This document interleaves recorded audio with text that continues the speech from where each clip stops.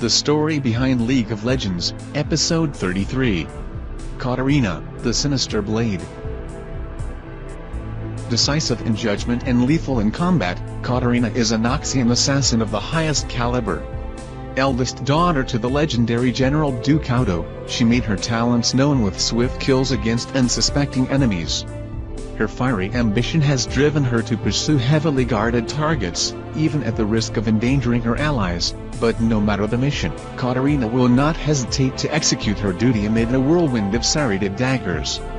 Born to one of the most respected noble families of Noxus, Katarina Duke Otto found herself elevated above others from an early age. While her younger sister Cassiopeia took after their politically brilliant mother, Katarina was very much her father's daughter, and the wily General Duke Otto pushed her to learn the way of the blade. To cut away the Empire's enemies not with reckless brutality, but deadly precision. He was a harsh teacher with many pupils, and notoriously difficult to impress. So it was that Katarina's childhood, if it can be called such, had little room for kindness or rest. She spent every waking moment honing herself into the ultimate weapon, testing her endurance, her dexterity, her tolerance for pain. She stole poisons from the city's least reputable apothecaries, testing their efficacy in tiny increments upon herself, gradually building her resistance even as she catalogued their effects. She scaled the tallest towers in the dead of night, unseen by anyone.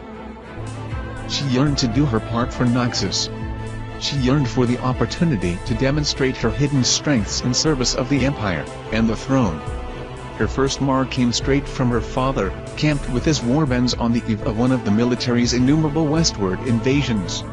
She was to assassinate a line officer of the opposing army, a low-born wretch by the name of Demetrius. Katarina was livid. She had trained her entire life to have her talents wasted on some dunghill barely skilled enough to swing a sword. He simply wouldn't do. Instead of her assigned target, Katarina stole into the enemy camp and slit the enemy commander's throat as he slept. It was a flawless execution. It would bring a swift victory, and glory to Noxus. It would make her father proud. At dawn, his face daubed with ashes, the vengeful hero Demetrius led a berserk charge into her father's encampment. Dozens of Noxian soldiers were slaughtered, along with the general's personal retinue.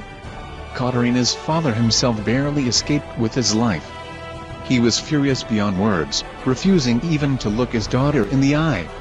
She had shamed him, and their family name. The greatest assassins do not seek recognition or glory, he reminded her. They do not expect to occupy a place of honor at their master's right hand. Overwhelmed, Katarina struck out into the wilderness, alone. She would complete her original mission. Demetrius would pay with his life. Even so, her mind swam. Could she ever forgive herself?